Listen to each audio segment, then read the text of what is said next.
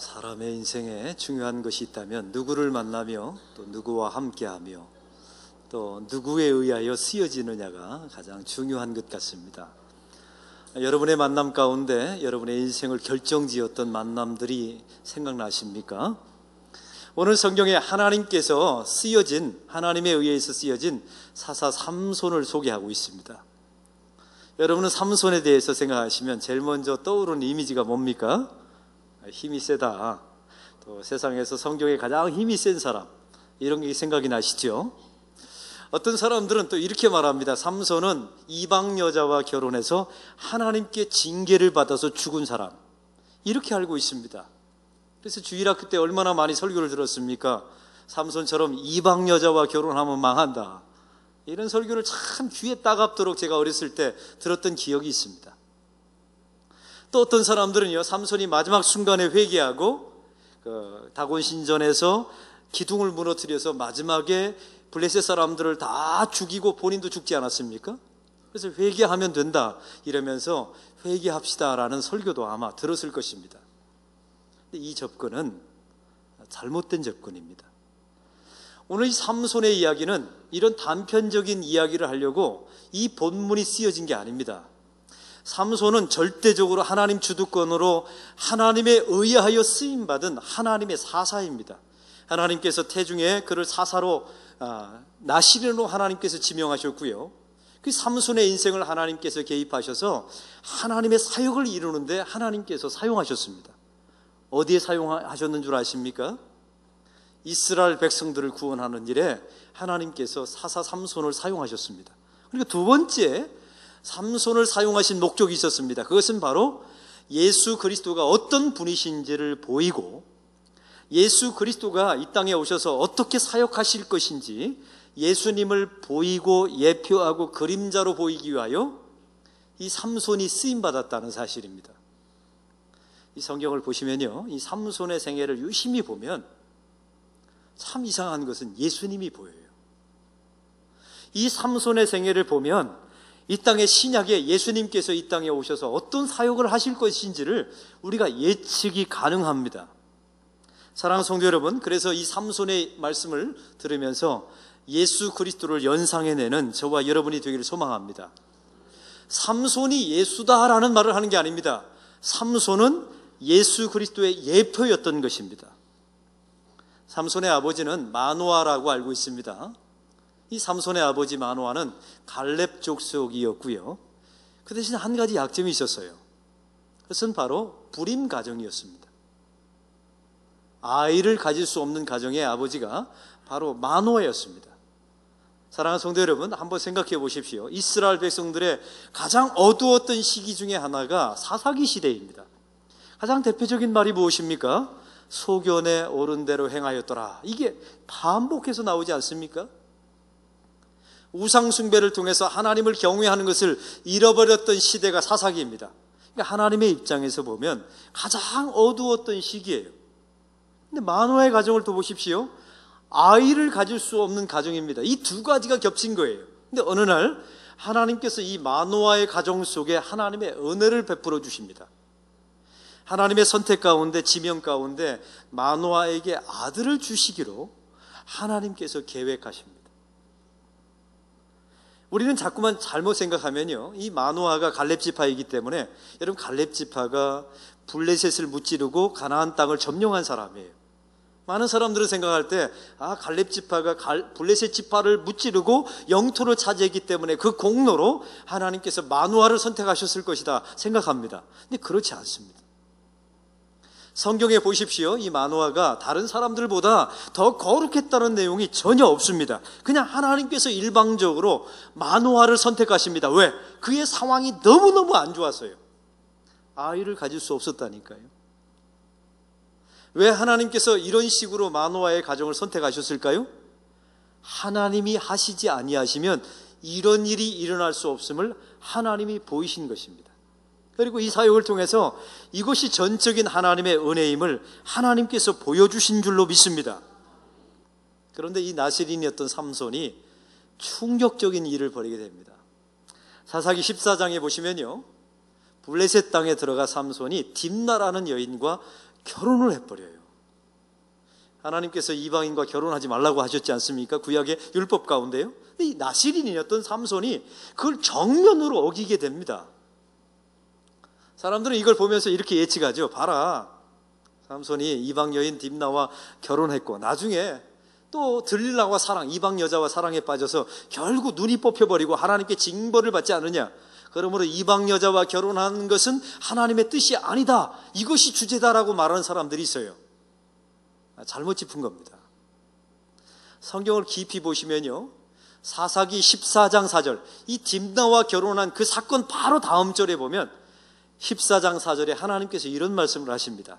이 일은 하나님께로부터 나온 것이니라 라고 말씀하세요. 이게 무슨 뜻인 줄 아십니까? 하나님께서 삼손에게 딥나와 결혼하라고 하셨다는 거예요. 왜 그러셨을까요?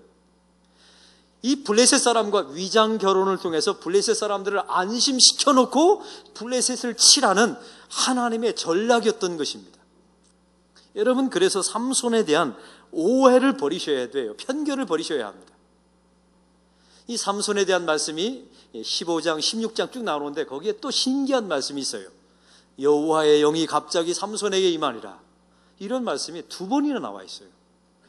한번 생각해 보세요. 우리가 이방 여인과 결혼했다면 버림받아야 되고 징벌받아야 되는데 그 순간순간마다 여호와의 영이 삼손에게 임하니라, 이렇게 말씀이 나와 있단 말이죠. 그러니까 삼손의 인생은 여호와와 함께한 인생이었습니다. 하나님께서 삼손을 적극적으로 예수님의 예표로, 예수님의 그림자를 드러내기 위해서 사용하신 것입니다. 그리고 이스라엘의 구원을 위하여 하나님께서 사용하신 사람이 바로 삼손이었던 것입니다. 근데 오늘 성경의 16장에 보면 또 들릴라와 사랑에 빠지는 장면이 나와요. 근데 이 들릴라가 살았던 장소가 어디입니까? 소래골짜기라고 나와 있어요. 이 소래골짜기는 이스라엘 백성들이 블레셋으로부터 빼앗은 점령지였습니다. 그곳에서 들릴라와 사랑에 빠지게 되었어요. 근데 여러분, 우리가 생각할 때 들릴라는 블레셋 여자라고 자꾸만 알고 있죠. 근데 많은 신학자들은 이 들릴라는 유대 여자라고 신학자들은 말합니다. 그 근거가 무엇인 줄 아십니까? 이 블레셋 사람들이 들릴라를 포섭하게 됩니다. 이 삼손의 비밀을 캐내기 위해서요. 이때 주어진 돈이 은 1100세겔을 주었다고 오늘 성경에 나와 있어요. 이 당시에 은 1100세겔은 성인 남자가 10년 동안 받는 노동의 품삯에 해당됐습니다. 가장 작게 잡아도 10억 원 정도의 돈을 들릴라를 매수하는데 돈이 든 거예요. 한번 생각해 보십시오. 만약 이 여인이 블레셋 여자라면 이 정도의 돈을 들이지 않고라도 얼마든지 포섭할 수 있었습니다. 왜요? 블레셋과 삼손은 원수지간이니까요. 이 들릴라는 유대 여자였기 때문에 이렇게 많은 돈을 들여서 포섭할 수밖에 없었다는 것입니다. 그런데 성경에 보시면 1절에, 16장 1절에 이런 말씀이 나와 있어요. 삼손이 그 여자에게로 들어가매라는 단어가 나와 있습니다. 이 말씀은 그 여자와 성적인 관계를 맺었다는 그런 의미가 아니에요. 그 원문에 보면 히브리어에 이렇게 나와 있습니다. 그 여자에게 들어가매라는 말은 그 여자를 덮어버렸다는 의미입니다. 왜 그 여자에게 사랑할 때 덮어버렸다는 의미를 썼을까요? 여기는 바로 영적인 의미가, 이런 의미가 담겨져 있습니다. 저와 여러분이 죄를 짓고 살지 않습니까? 평생 죄를 지어요. 교회 와서 회개하고 다시는 안 짓겠다고 씻고 또 씻죠. 여러분에게 묻습니다. 그러면 정말 씻어지던가요? 여러분 눈에 보기에 확신할 정도로 가장 깨끗하게 여러분의 모든 죄가 다 씻어졌다고 생각하십니까? 씻어졌겠지요. 그러나 또 죄를 지어요. 죽을 때까지 죄를 짓습니다. 아무리 씻어도 우리의 모든 죄가 다 씻어지질 않는 겁니다. 그래서 성경은 뭐라고 말씀하십니까? 너의 모든 죄를 덮어버린다고 말씀하십니다. 이걸 칭의라고 말해요. 하나님의 아들이 십자가에서 죽으신 그 어린 양의 피를 속죄소에 가지고 와서 속죄소에 위에 있는 것을 모두 다 덮어버립니다. 이게 바로 대속의 의미이며 구속의 의미인 줄로 믿습니다. 근데 오늘 이 삼손이 그 여자에게 들어갈 때 덮어버렸다라는 그 단어를 사용합니다. 사랑하는 성도 여러분, 이 삼손이 했던 그 모든 표징이 예수 그리스도의 그림자였던 거예요. 어느 날 이제 포섭을 받았으니 이제 일을 해야 되겠죠. 돈값을 해야 되는 것 아닙니까? 들릴라가 삼손에게 찾아갑니다. 자기야, 자기의 비밀은 어디에서 났어? 나를 사랑한다면 그것 좀 말해줘. 분명히 이랬을 겁니다. 삼손이 말하죠. 자기가 사랑했기 때문에 칙 7개로 나를 묶으면 내 모든 힘이 사라진다라고 거짓말을 합니다. 아침에 일어나 보니까 이게 웬일입니까? 자기 온몸이 칙 7개로 묶여져 있는 거예요. 그걸 다 끊어버립니다. 왜냐하면 거짓말이었으니까요. 다시 들리라가 와서 말하죠. 자기야 나한테 어떻게 이럴 수 있어? 내가 당신을 얼마나 사랑하는데. 사랑하긴 무슨 개뿔이요. 사랑한다면 돈 1100세겔에 어떻게 자기 사랑하는 사람을 팔아먹을 수 있습니까? 자기야 어제 말한 건 거짓말이잖아. 왜 나를 시험하는 거야? 당신의 사랑을 보여줘.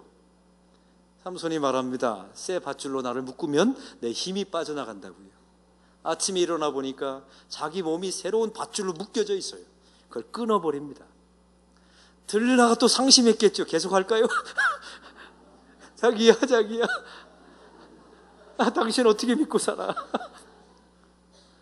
아마 절망하면서 아마 눈물도 뚝뚝 흘렸을지도 몰라요. 삼손이 다시 말합니다. 내 머리카락을 배틀에 넣어서 짜면 내 모든 힘이 사라질 거라고요. 아침에 일어났더니 자기 머리카락이 배틀에 짜져 있는 겁니다. 그걸 다 끊어버리고 다시 일어섭니다. 사랑하는 성도 여러분, 들릴라는 삼손을 사랑했던 사람이 아니었습니다. 그 들릴라가 누구를 의미하는 줄 아십니까? 세상의 사주를 받은 이스라엘 백성들을 의미합니다.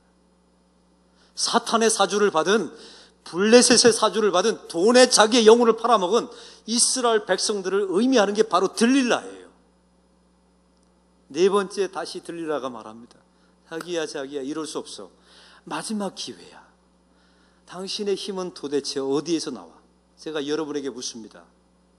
삼손이 이 들릴라가 자기를 사랑한다는 것, 사랑하지 않는다는 것을 알까요, 모를까요?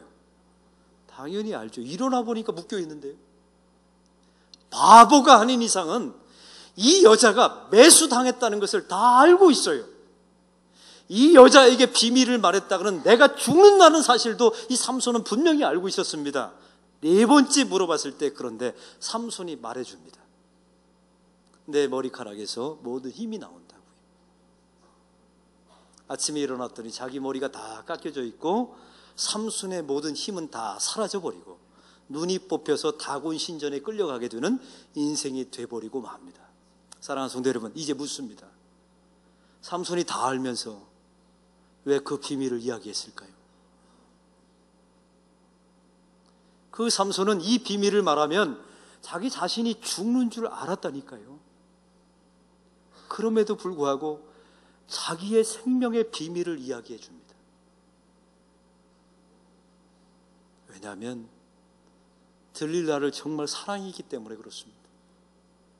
패역해요. 우상숭배했던 그 이스라엘 백성들을 하나님이 정말로 사랑했던 모습을 예표로 보여주기 위해서 죽을 줄 알면서도 자기 비밀을 말해주었던 거예요. 여러분, 예수님과 너무 비슷하지 않습니까? 하늘 보좌를 버리시고 하나님의 아들이 이 땅에 오셨습니다. 그리고 말씀, 생명의 비밀의 말씀을 다 이야기합니다. 이거 이야기하면 죽을 줄 알았어요. 여러분, 성경 보세요. 예수님은요, 죽는 길을 정말 자기 발로 걸어가신 겁니다. 이 독사의 자식들아, 바리새인과 서기관들에게 얼마나 많이 말했습니까? 바리새인과 서기관들이 제일 싫어하는 말씀만 골라서 말했어요. 그 비밀을 이야기하면 죽을 줄 알았다니까요. 그리고 정말로 예수님은 그 비밀을 다 말씀하시고 유대인들에 잡혀서 십자가에서 죽으셨습니다. 예수님과 너무 비슷하지 않습니까? 사랑하는 성도 여러분, 이 삼손의 인생은 예수님의 인생을 비유해서 말씀해 주었던 것입니다. 오늘 성경에 나와 있는 삼손의 마지막을 보십시오. 눈이 다 뽑혀버리고 다곤 신전에서 이제 놀이객감이 되어 있는 거예요. 이 삼손이 마지막에 옆에 있는 사람에게 부탁을 하게 되죠. 저 기둥에다가 나를 세워달라고요. 세워주니까 이 삼손이 마지막에 기도합니다. 하나님이요, 저에게 마지막으로 힘을 한 번만 주십시오. 그러면 이스라엘 백성들의 원수인 블레셋을 죽이고 저도 죽겠습니다. 하나님께서 허락하시고 미는 순간에 다곤 신전이 다 무너지고 함께 죽었다는 이야기입니다. 사랑하는 성도 여러분, 여기서 놀라운 점이 있습니다. 이 삼손은 전적으로 하나님께 쓰임받았던 사람이었습니다. 그리고 예수 그리스도가 어떤 사역을 위해서 이 땅에 메시아가 오셔서 어떤 사역을 하실 것인지를 예표로 보여주기 위해서 그림자 역할을 했던 사람이 바로 삼손입니다. 근데 만약에 삼손이 이랬다고 합시다. 하나님, 저를 어떻게 이런 식으로 사용하십니까? 눈이 뽑히고 돌 무더기 속에 저를 묻어버리시면 하나님 어떻게 되는 겁니까? 이런 한마디가 없습니다. 왜냐하면 하나님께서 이런 식으로 삼손을 쓰여지기를 원했던 것입니다. 자기의 모든 존재는 이 돌무더기 속에 묻혀도 돼요. 그러나 자기 자신은 돌무더기 속에서 죽었다니까요. 그러나 언젠가 오실 예수 그리스도는 그 돌무덤을 깨고 나오실 분이 메시아임을 자기는 드러내고 거기서 자기의 인생을 끝냈습니다. 그것으로 만족하게 된 것입니다. 이게 바로 쓰여지는 은혜입니다. 아주 당당합니다. 부끄럽지 않습니다. 왜냐하면 이 마지막 순간까지도 하나님께서 이런 방식으로 삼손을 사용하기 때문에 그래요. 이게 바로 쓰여지는 은혜입니다. 모세를 보십시오. 40년 동안 광야 생활을 했습니다. 얼마나 원망하고 세상 사람들이, 그 이스라엘 백성들이 얼마나 비난하고 원망했겠습니까? 이 백성들을 끌고 40년 동안 가나안 땅에 들어가는 것은 죽기보다 힘든 일이었을 거예요. 이제 끝나나 보다, 드디어 하나님이 약속하신 가나안 땅에 들어가 보나 보다 생각했겠죠. 근데 그 마지막 시점에 하나님께서 모세를 느보산에 부르십니다. 그리고 말씀하시죠. 너는 여기서 죽어라. 그리고 너의 무덤조차도 내가 없애버릴 것이다 라고 말씀하십니다. 성경에 보십시오. 모세가 모든 것을 받아들입니다. 왜? 이게 쓰여지는 은혜이니까요. 왜 모세가 거기서 죽었는지 제가 말씀드렸죠. 모세는 구약의 율법을 상징하는 인물입니다. 그럼 요단강을 건넜다, 이건 죽는다는 의미이고요. 가나안 땅에 들어간다는 의미는 천국에 들어간다는 의미예요. 율법을 가지고는 천국에 들어갈 수 없다는 의미였어요. 그러므로 너는 그 메시지를 전하기 위하여 느보산에서 거기서 죽으라는 겁니다. 그러면 요단강을 건너서, 죽음을 건너서 가나안 땅은 누가 들어갑니까? 여호수아. 여호수아가 이름의 뜻이 뭐예요? 예수아입니다. 예수아의 신약의 이름이 뭡니까? 예수예요. 예수가 너희를 은혜로 끌고 들어갈 것이다. 그래서 모세에게 거기서 죽으라고 한 겁니다. 이걸 받아들였어요. 그리고 죽었습니다. 그의 무덤조차 사라져버렸습니다. 이게 쓰여지는 은혜입니다. 얼마 전에 글로벌 성공시대라는 유명한 텔레비전 프로그램이 있어요. 전 세계에 흩어져서 살고 있는 디아스포라 한국 백성들 가운데 가장 성공한 사람들의 이야기가 나오더라고요. 근데 거기에 등장인물이 최정범 사장님이 나왔어요. 근데 이분은 장로님이십니다. 회사 이름이 크리에이션이라고 하는 회사의 회장님이세요. 근데 이분의 이야기입니다. 12살 때 미국으로 이민을 갔어요.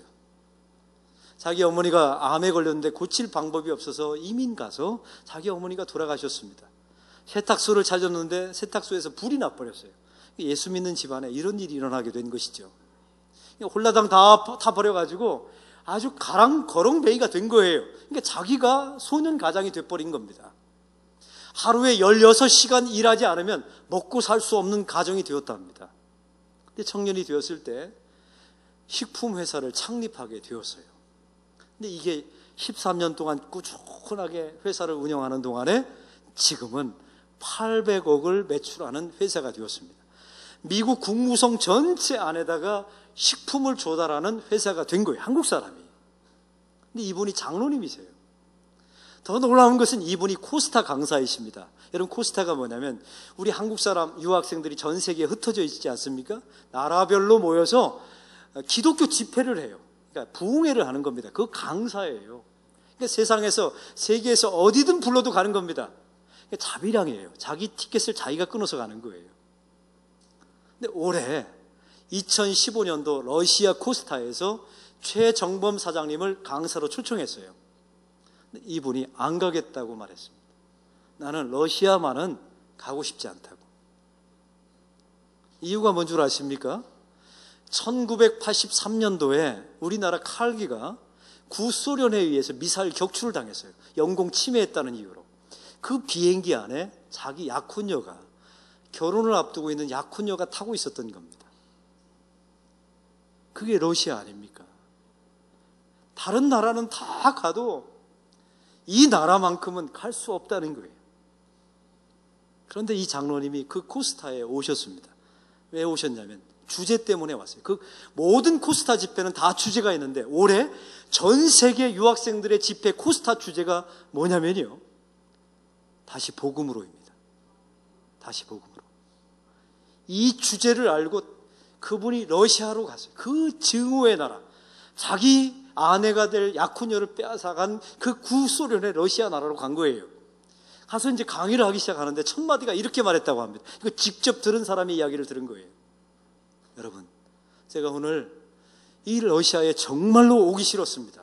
왜냐하면 제 아내의 목숨을 이 러시아가 빼앗아갔기 때문에 그렇습니다. 그런데 제가 올 수밖에 없었던 단 한 가지 이유가 있었습니다. 그것은 바로 이 집회의 주제가 다시 복음으로였기 때문입니다. 하면서 장로님이 뭐라고 말씀하셨는 줄 아십니까? 이 장로가 얼마나 예수를 시원찮게 믿었길래 다음 세대가 주제를 다시 복음으로 정하냐고. 이 기성세대가 얼마나 예수를 엉터리로 믿었으면 이 다음 세대가 다시 복음으로 돌아가자고 주제를 정하냐고. 이게 우리의 죄라고, 용서해달라고 펑펑 우시더라고요.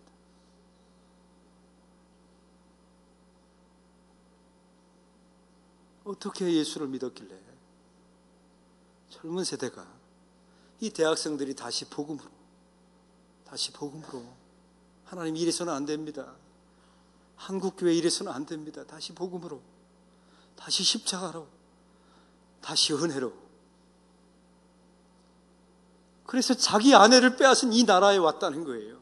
그래서 여러분에게 미안하다고, 사죄한다고. 참 세상에 이렇게 훌륭한 장로님들이 계세요. 업어드리고 싶어요. 이런 장로님들이 계셔서 한국 교회 안에 소망이 있는 줄로 믿습니다.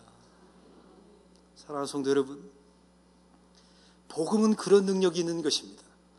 내가 모든 것을 빼앗겨도, 내 아내가 빼앗겨도 복음이 살아난다면 뛰어가는 게 능력입니다. 뛰어가는 게 예수 그리스도입니다. 뛰어가는 게 성도의 삶입니다. 그래야 한국 교회가 살아난답니다. 그래야 우리 안락교회가 복음이 넘치는 교회가 될 줄로 믿습니다. 사랑하는 성도 여러분, 쓰여지는 은혜가 무엇입니까? 예수님도 잘 되고 나도 잘 되는 것, 그런 거 아닙니다. 주님은 흥하여야 하겠고 나는 쇠하여야 합니다. 무덤에 묻히라면 그냥 돌무더기에 묻히고 끝내십시오. 그 대신 예수님이 드러난다면, 주님 저는 여기서 끝납니다. 그러나 예수님이 오셔서 돌무덤을 깨치시고 주님께서 나오실 줄로 믿습니다. 이렇게 고백한다면 얼마나 귀한 복음이 되겠습니까? 이게 바로 쓰여지는 은혜입니다. 이 쓰여지는 은혜가 저와 여러분에게 있기를 소망합니다.